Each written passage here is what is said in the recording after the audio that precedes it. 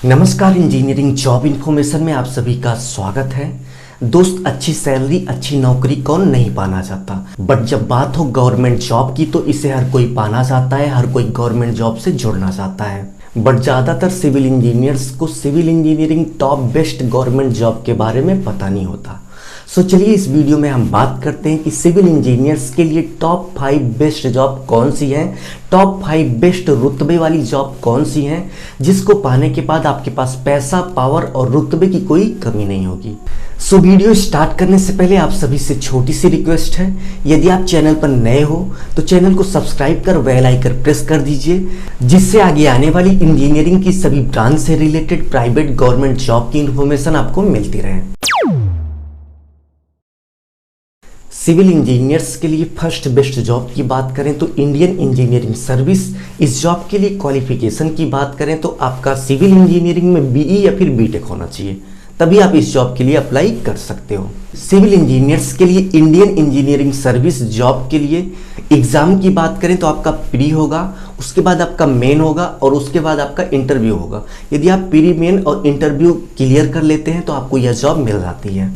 Indian engineering service job की starting salary की बात करें तो 50,000 आपकी स्टार्टिंग सैलरी होगी। इसके साथ साथ आपको ढेर सारी सुख सुविधाएं मिलेंगी। अलाउंसेस यानी कि सुख सुविधाओं की बात करें तो हाउस आपका फ्री होगा, यानी कि आपको हाउसिंग की सुख सुविधाएं मिलेंगी। इसके साथ साथ आपको एक व्हीकल मिलेगा, यानी कि कहीं भी आने जाने के लिए एक पर्सनल गाड़ी आपको मिलेगी। और मेडिकल की सुविधा बिल्कुल फ्री होगी। मेडिकल के साथ साथ ट्रैवल की भी सुविधाएं बिल्कुल फ्री होगी और आपका एक पर्सनल असिस्टेंट और एक पर्सनल ड्राइवर भी होगा। और इसके साथ साथ आपको एक प्यून भी मिलेगा। यानी कि civil engineering, Indian engineering service की यदि आपको जॉब मिल जाती है तो आपके पास पैसा, पावर, रुतबे की कोई कमी नहीं होगी।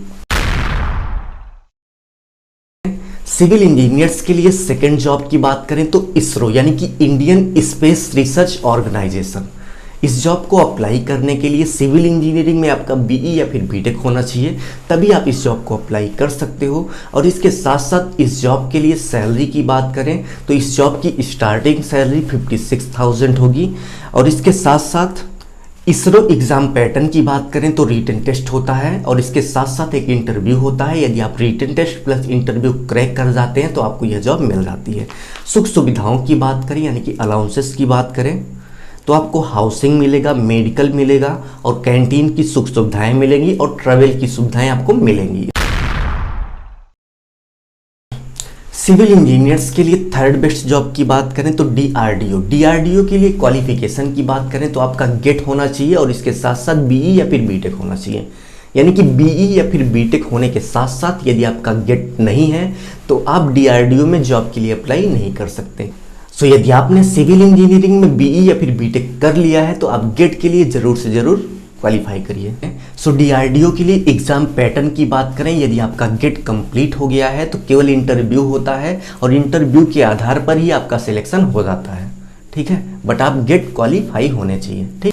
डीआरडीओ के लिए स्टार्टिंग सैलरी की बात करें तो 75,000 आपकी स्टार्टिंग सैलरी होगी। इसके साथ साथ अलाउंसेज यानी कि सुख सुविधाओं की बात करें तो ट्रैवल, मेडिकल और हाउसिंग आपका बिल्कुल फ्री होगा।